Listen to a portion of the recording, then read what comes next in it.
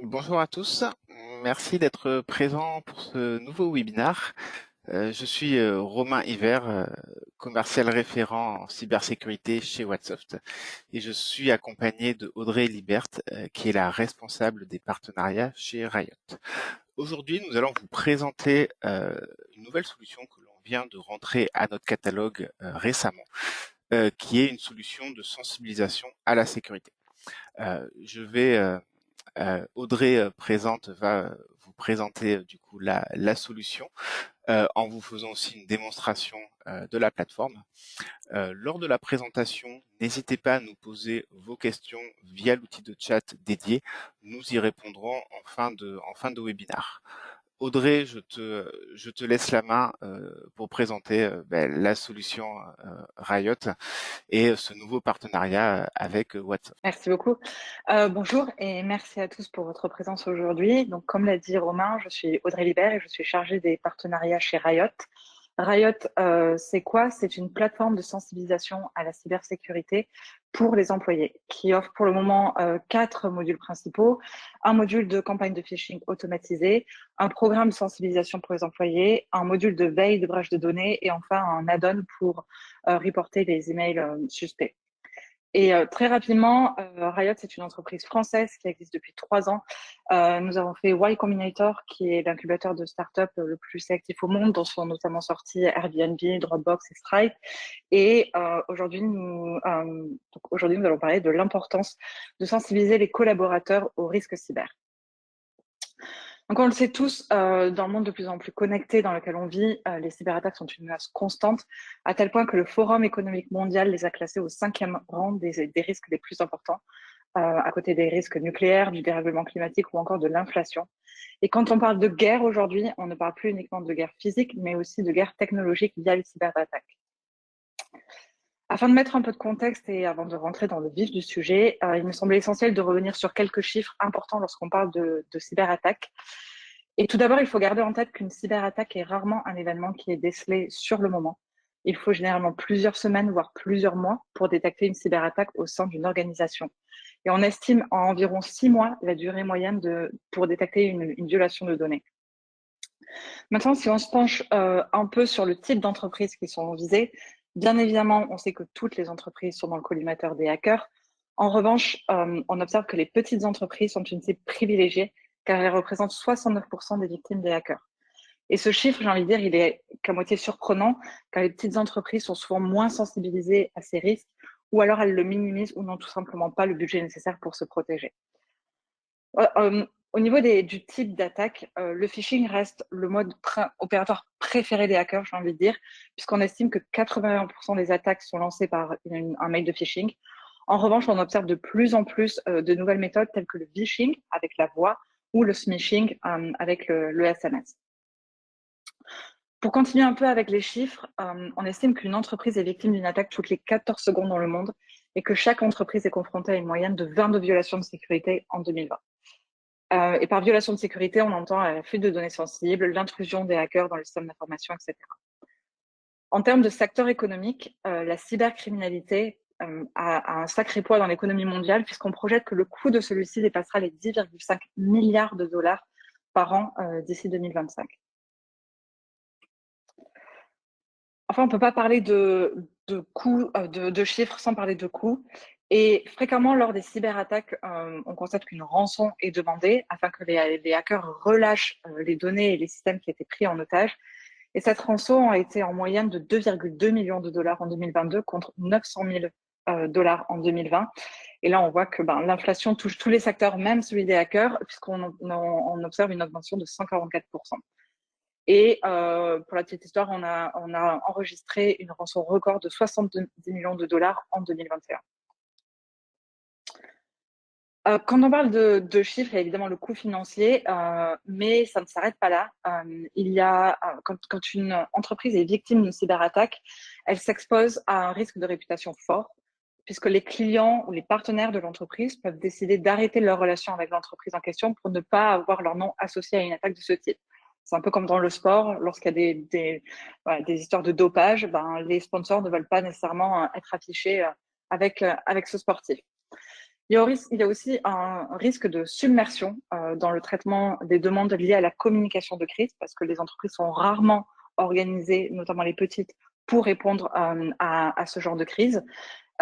Et lors d'une crise, on parle de communication, bien sûr, à l'espace médiatique, mais également, il faut adresser les clients, le régulateur, tous les process en interne, la gouvernance et toutes les autres parties prenantes, les fournisseurs, etc. Et cette communication multicanale et multicible, elle nécessite une organisation en interne et des responsabilités clairement définies.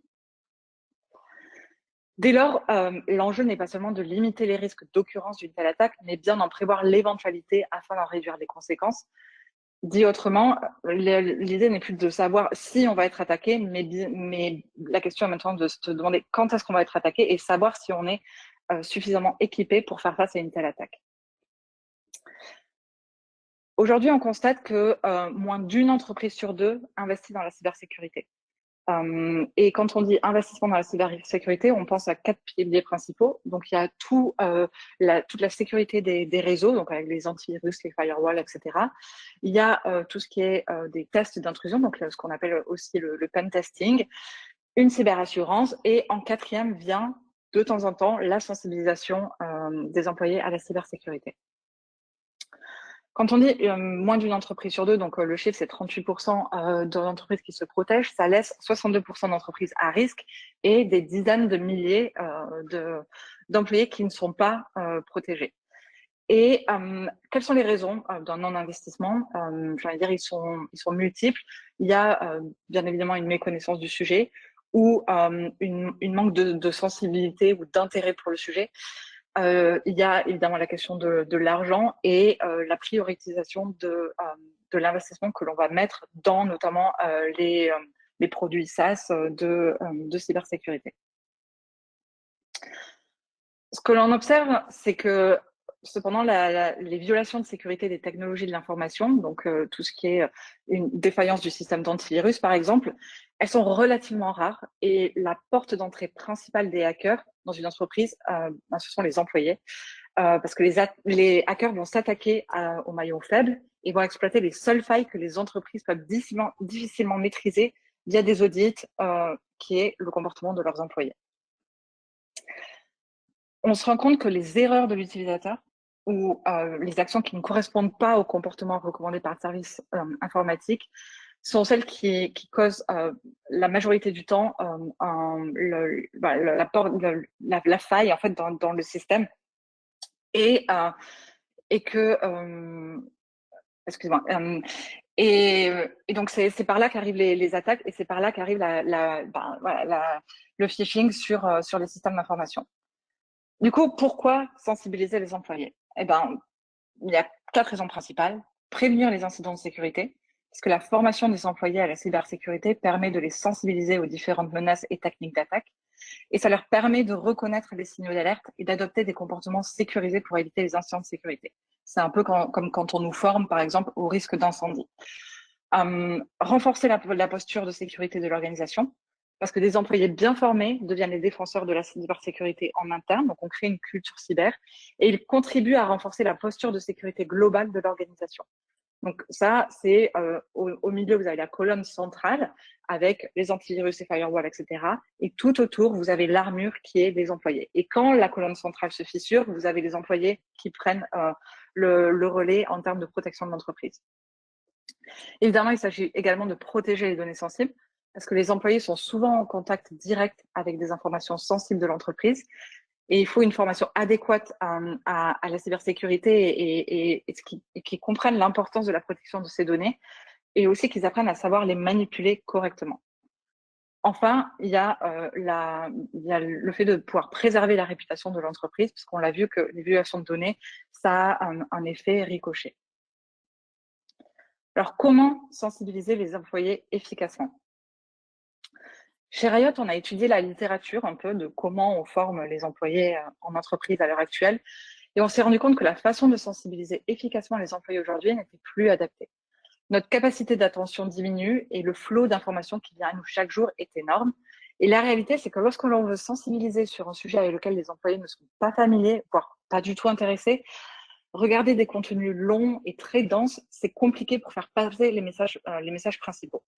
Et donc, c'est pour ça que l'on a créé Riot, parce qu'on pense vraiment qu'une bonne solution de sensibilisation et surtout une solution qui va avoir un impact, parce qu'à partir du moment où on dépense 1 € dans une solution de sensibilisation, quelle qu'elle soit, il faut qu'elle ait un impact, et il faut qu'elle ait un impact positif qui est de protéger les entreprises.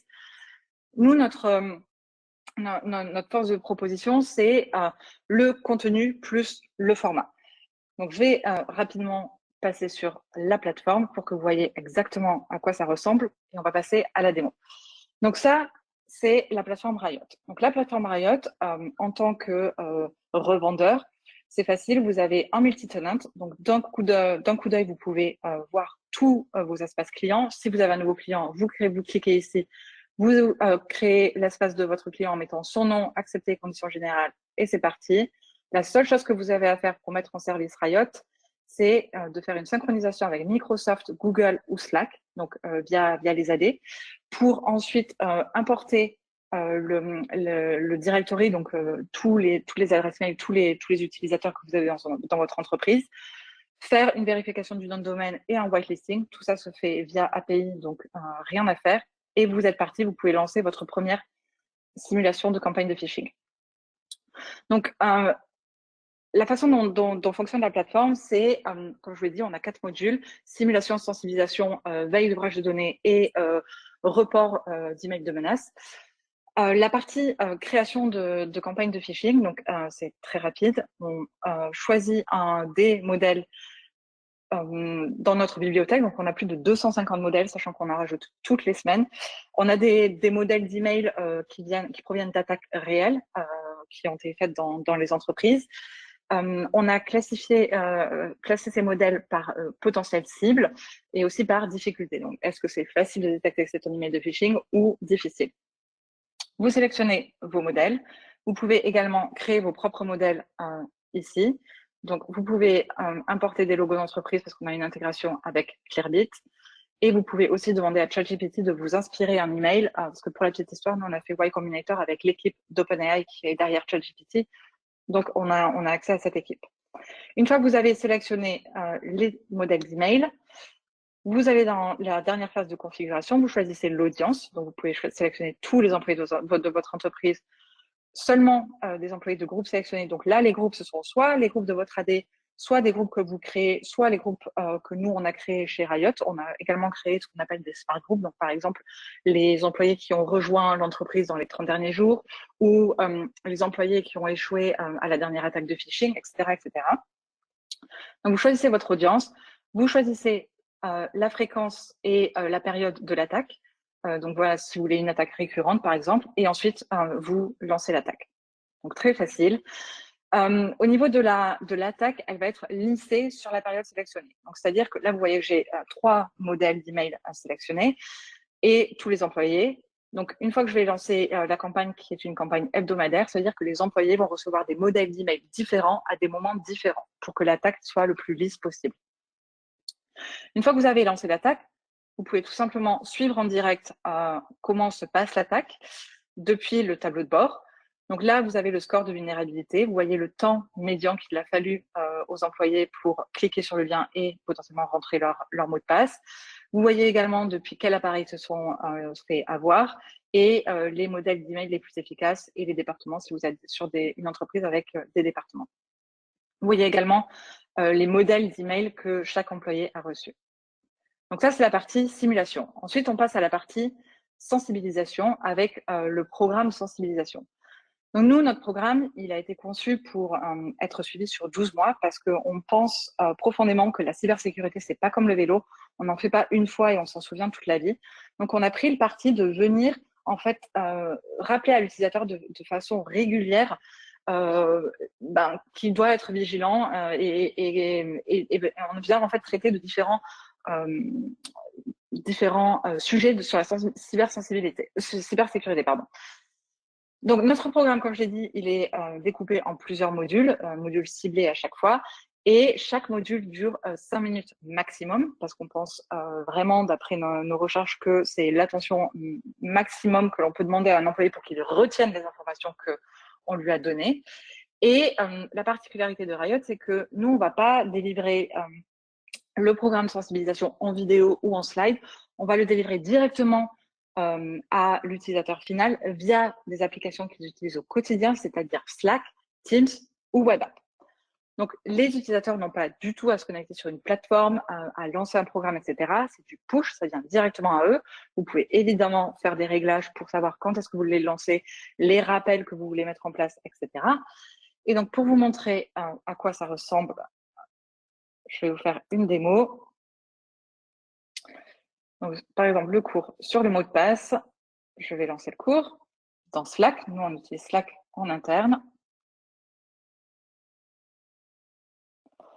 Donc voilà, j'ai un petit personnage qui s'appelle Albert qui va venir me demander si j'ai 5 minutes pour parler de cybersécurité et notamment du cours sur les mots de passe. Si je suis disponible, si j'ai 5 minutes, je clique OK, allons-y, et les choses vont commencer à dérouler. Donc le format qu'on a, c'est un format conversationnel, c'est-à-dire que Albert, en fait, il va venir nous raconter des histoires de la vie réelle pour nous sensibiliser à différents sujets. Donc là, par exemple, dans le cours sur le mot de passe, il va nous raconter l'histoire de Trump et le fait qu'il a fallu très peu de temps aux hackers pour deviner le mot de passe de l'ancien président des États-Unis. Voilà, ça leur a pris 5 essais. Et une fois qu'il nous a raconté l'histoire, il va revenir sur les points importants qu'il faut retenir concernant les mots de passe et uniquement les mots de passe. Et donc ce format, en fait, pourquoi il marche et pourquoi on voit que ça a un vrai impact sur la finalité de notre produit qui est de protéger toutes les entreprises et via les employés, c'est que en fait, avec ces petites histoires, on touche directement à l'émotionnel des gens. C'est-à-dire que c'est comme un peu les faits divers dans les journaux. Généralement, on a tendance à les lire et à s'en souvenir. Là, c'est exactement pareil. Par ces petites histoires, on va s'en souvenir. On attise également la curiosité de l'employé, de l'utilisateur final, parce qu'il veut savoir le format de l'histoire. Donc, à chaque fois, à chaque cours, il y a des histoires, encore une fois, des histoires vraies qui nous sont racontées. Et donc, ça attise la curiosité et on veut vraiment savoir le format de l'histoire. Donc voilà, ça c'est les cours, le programme Riot. Donc on a, à l'heure actuelle, on a un peu plus d'une vingtaine de cours, on en rajoute tous les 2 mois. Avec Albert, maintenant, on a également la possibilité de poser des questions sur la cybersécurité. Donc en dehors des cours, une fois que les cours sont terminés, on a la possibilité de poser des questions à Albert sur la cybersécurité. Une autre fonctionnalité qui va arriver à la fin de l'année, c'est la possibilité en fait d'injecter toutes les procédures informatiques dans Riot pour que les utilisateurs posent leurs questions à Albert quand ils ont oublié leur mot de passe, quand une licence est désactivée, n'importe quoi qui concerne le poste de travail, plutôt que d'appeler leur infogérant ou de loguer un ticket, ils vont pouvoir poser la question à Albert directement. Ensuite, le module brèche de données. Donc ça, c'est un module qui nous permet de scanner en temps réel toutes les brèches de données sur le web et qui nous permet de notifier les utilisateurs finaux lorsque leurs données tombent dans une brèche. Et lorsqu'on détecte une brèche de données et qu'un utilisateur ou plusieurs en font partie, on a également un cours qui se déclenche, qui est le cours notification de brèche de données et qui va nous permettre en fait de dispenser les bons conseils à suivre pour résoudre la brèche de données. Enfin, le module menace, donc ça c'est tout simple, c'est un add-on qu'on ajoute sur Outlook ou sur Gmail pour que les utilisateurs puissent notifier des emails qui jugent suspects. Et depuis cette console, on peut marquer l'email comme frauduleux ou pas. Voilà pour l'essentiel. Donc, Riot, c'est vraiment un programme de sensibilisation avec un impact prouvé sur les équipes. Et quand on parle d'impact, pour nous, c'est très, très important. Encore une fois, quand on dépense 1 euro dans une solution de sensibilisation, on veut que ça ait un impact et c'est une mesure que l'on prend très au sérieux. Et on constate plusieurs choses. On constate déjà que Riot, le programme de sensibilisation, on a des taux de complétion qui s'élèvent à 87%. Et quand je dis 87%, c'est 87% de façon automatisée. C'est-à-dire qu'il n'y a aucune intervention humaine, juste via notre petit personnage Albert, les gens suivent la formation à 87%, ce qui est très élevé. Ensuite, à la fin de certains modules, on demande à l'utilisateur s'ils aiment les cours. Donc, on mesure la satisfaction de l'utilisateur directement à l'utilisateur final. Et on constate que le taux de satisfaction du produit est de 98%. C'est-à-dire que 98% des gens qui suivent les formations sur Albert aiment suivre les formations de cette façon-là et trouvent ça intéressant. Et enfin, la dernière métrique qui me semble la plus importante, c'est l'impact. Donc, ce qu'on constate, c'est que quand on déploie Riot chez un client ou via des partenaires chez leurs clients finaux, on commence toujours avec une première campagne de phishing. Cette première campagne de phishing, elle permet de faire un audit, en fait. OK, on en est où? Et lors de cette première campagne de phishing, on constate que le taux de vulnérabilité est environ de 20%. Ensuite, on lance le programme Riot. Et le programme Riot, c'est vraiment ces campagnes de phishing en continu. On entraîne en continu les employés pour qu'ils restent sur leur garde, comme un peu à l'armée. Et on pousse aussi le programme de sensibilisation pour vraiment les prendre par la main et qu'ils comprennent, en fait. Qu'ils comprennent et qu'ils s'améliorent et qu'ils soient de plus en plus vigilants. Et on constate qu'au bout de la 5e attaque de phishing, et avec le suivi des cours via Albert, on descend à 4% de taux de vulnérabilité dans les entreprises. Et cet impact-là, ces mesures que je viens de vous donner, on les a mesurées sur l'ensemble de nos clients, c'est-à-dire qu'on a environ 550 clients à l'heure actuelle. On équipe des toutes petites structures comme des grands groupes, donc notre plateforme a également fait preuve de... Voilà, on a testé la robustesse de la plateforme et on constate vraiment cette diminution très rapide du taux de vulnérabilité en entreprise. Donc, s'il ne fallait retenir que 3 points, le premier, c'est que les employés sont très souvent, voire principalement, le maillon faible des entreprises. Le fait de promouvoir une culture cyber en entreprise, ça veut dire que vous avez une entreprise qui est mieux armée face aux attaques. Et enfin, le choix du programme qui est crucial et vraiment se poser la question de l'impact. C'est tout pour moi. Est-ce que vous avez des questions? Merci Audrey pour la présentation, c'était très clair. Oui, on vous laisse poser vos questions dans l'outil dédié, du coup, et on y répondra avec Audrey. Alors, on a une première question, Audrey. Ouais. Si le client n'a ni Teams ni Slack, comment ça fonctionne du coup?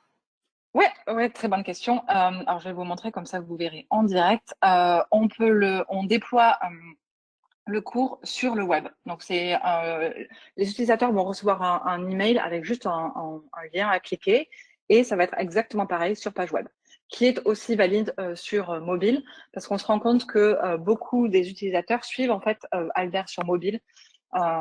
Donc, ça marche aussi avec la version web sur mobile.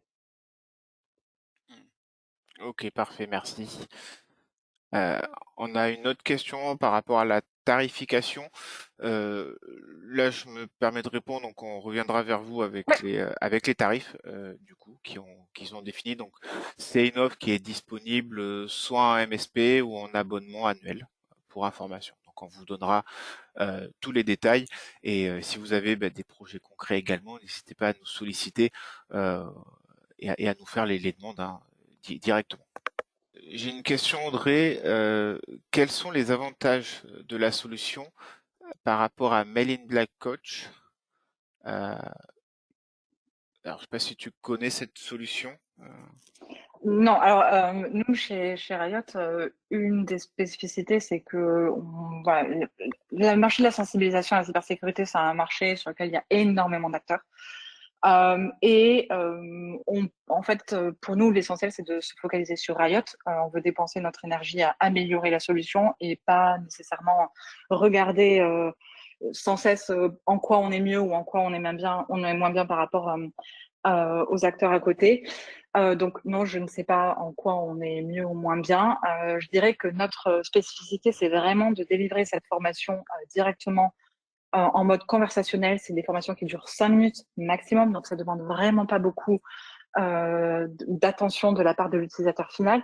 Et c'est une solution qui a prouvé un impact positif. C'est-à-dire que quand on a une solution de sensibilisation, encore une fois, je me répète, on veut voir un changement de comportement. Et ça, c'est quelque chose qu'on mesure au quotidien chez nos clients. Et c'est une mesure qui nous semble clé parce qu'en fait, on peut vendre n'importe quelle solution de sensibilisation. Si au final, les employés regardent les vidéos en faisant autre chose à côté ou cliquent sur le questionnaire un peu à l'aveugle juste pour passer le questionnaire, mais au final n'ont rien retenu des messages principaux, ben, l'argent que vous avez dépensé dans un programme de sensibilisation, il est perdu. Et en plus de ça, vous allez peut-être perdre de l'argent quand vous vous ferez attaquer parce que justement, les comportements n'auront pas changé. Et je pense que c'est vraiment ça qui est important. Et je comprends très bien que le prix soit une question pour vos clients. C'est tout à fait normal. Mais je pense qu'il faut vraiment avoir la démarche de faire un tout petit peu abstraction du prix, euh, quelle que soit la solution au début, et se demander en fait si la solution va marcher avec nos collaborateurs. Parce que certains collaborateurs préfèrent de la vidéo et c'est tout à fait normal. Tout le monde n'apprend pas de la même façon. Tout le monde ne veut pas former ses employés de la même façon. Et tant mieux, c'est pour ça qu'il y a un marché, justement. Nous, je dirais que notre spécificité, c'est le fait de délivrer la formation directement via ce petit personnage Albert. Il y a aussi le fait que maintenant, il y a possibilité d'avoir une conversation avec Albert sur la cybersécurité. Il y a cette fonctionnalité et qui, je pense, est intéressante, notamment pour les infogérants MSP, de pouvoir injecter des procédures, alors c'est pas encore live, mais ça va arriver cette année, d'injecter les procédures informatiques dedans pour voilà, que l'employé pose directement ses questions. Et je voulais avoir, il y avait un dernier point, ah oui, est-ce qui, et je pense intéressant aussi pour des revendeurs et MSP infogérants pour IOC, c'est la simplicité de mise en service du produit. C'est-à-dire que nous, avec nos gros clients, par exemple, et quand je parle de gros clients, je parle de groupes, donc avec des AD vraiment à rallonge, comme on a le groupe Orange, le groupe Veolia, l'assurance mutuelle, l'assurance maladie, pardon. Ben, la mise en service, elle dure 20 minutes maximum. C'est-à-dire qu'une fois qu'on a identifié la personne en face qui est admin, c'est 20 minutes. Donc, c'est vraiment une mise en service express. Lancer des campagnes, c'est quelque chose qui est automatisé. On peut prévoir les campagnes en avance. On peut automatiser l'envoi. Et une chose que j'ai oublié de mentionner, c'est qu'à la fin de chaque campagne, vous recevez un reporting automatiquement dans votre boîte mail. Donc, vous n'avez même pas besoin de penser qu'une attaque est en cours parce que de toute façon, on vous notifie avec un email vous donnant tout le résultat de la campagne. Et on envoie également un reporting à la fin de chaque mois qui donne un récapitulatif du programme Riot, à savoir sensibilisation, brèche de données et campagne de phishing. Voilà, je ne sais pas si j'ai répondu à la question, mais... Parfait, bah, tu as répondu, je pense qu'il y a t'as rajouté des compléments d'information. J'ai une autre question. Est-ce que Riot fait des recommandations sur des logiciels à partir des résultats de campagnes de sensibilisation, et notamment campagnes de phishing, du coup? Alors, quel type de logiciel? C'est plutôt, est-ce qu'il y a je pense la question, est-ce qu'il y a des recommandations qui sont faites directement quand quelqu'un va cliquer sur un phishing, par exemple, est-ce qu'il y a des, euh, des choses qui sont mises en place plutôt? Non, alors quand quelqu'un clique sur un phishing, il y a la possibilité d'envoyer un cours qui s'appelle Phishing Réparateur, où on va dire à la personne, tu te souviens de cet email que tu as reçu, donc on lui montre vraiment le modèle de l'email que la personne a reçu et sur lequel elle a cliqué, et on reprend très rapidement les 3 points auxquels la personne doit faire attention. Après, on fait pas de recommandations particulières. On a des partenariats avec des gestionnaires de mots de passe notamment, mais aucune recommandation particulière de notre côté. D'accord. Euh, Autre question, est-ce qu'il y a des NFR pour les partenaires? Comment ça se passe? Oui, Est-ce qu'il y a un programme partenaire de votre côté, par exemple, pour avoir des NFR? oui, il y a 10 licences NFR pour les partenaires à vie. Donc D'accord. Donc 10 voilà, licences gratuites pour chaque exactement, partenaire. exactement. Une autre question, donc est-ce que vous pouvez avoir accès à un espace de démo? Euh, bien sûr, on peut. Je vous laisserai revenir vers moi ou je reviendrai vers vous, mais on peut vous donner accès à un espace de démo pour que vous puissiez tester la solution. Et pour le test, vous avez donc 10 licences gratuites qui sont incluses pour que vous puissiez tester la solution. J'ai d'autres questions sur les tarifs, donc bien sûr, on vous communiquera toutes les informations sur la partie tarifaire. Une autre question par rapport au support. Est-ce que Riot, Ouais. vous avez un support qui est inclus, qui est accessible? Donc, quelles sont les Euh, on, restrictions ouais, d'accès? on a donc nous quand vous devenez partenaire, on vous donne accès à un kit d'onboarding partenaire sur lequel vous trouverez du matériel marketing, donc des présentations commerciales, mais aussi des images, etc. Vous avez également tous les guides de configuration.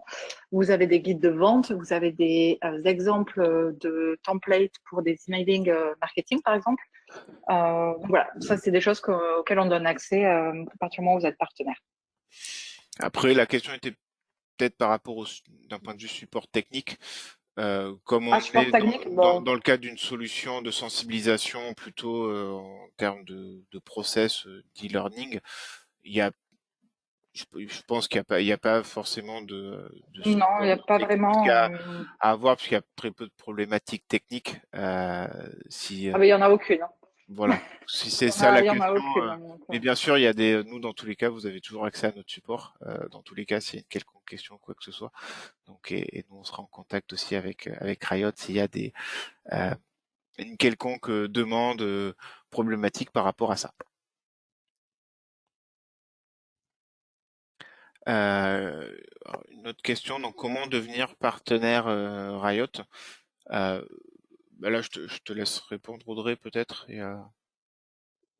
ben, j'ai envie de dire, vous prenez contact et, enfin, Voilà. via WhatsApp Il y et a, puis voilà, concrètement, on crée un espace et il y a c'est pas tout, de hein, démarche vraiment. particulière de ce côté-là. Donc, voilà, vous Non, prenez contact avec nous et puis nous, on vous donne accès à un espace, à un espace de test pour votre société et directement, vous pouvez être partenaire.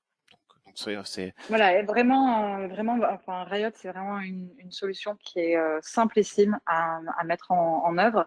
Et si vous envoyez un email le matin pour devenir partenaire, l'après-midi, vous pouvez avoir votre premier rendez-vous client. Ça, je vous le garantis, et d'expérience, c'est des choses qui arrivent très souvent. oui, la mise en place de la création du compte est très rapide. C'est pratiquement de l'instantané. Du coup, euh, je regarde, j'ai d'autres questions. On reviendra vers vous hein, si on n'a pas pu répondre à toutes les questions. Dans tous les cas, la présentation va être enregistrée de notre côté et elle sera disponible en replay sur YouTube. Euh, si vous avez des demandes d'éval, vous souhaitez tester la solution, donc n'hésitez pas à revenir vers moi, vers nous, Whatsoft, et comme ça on pourra vous donner accès à un compte de test, à un compte de démo, où vous puissiez tester euh, la solution.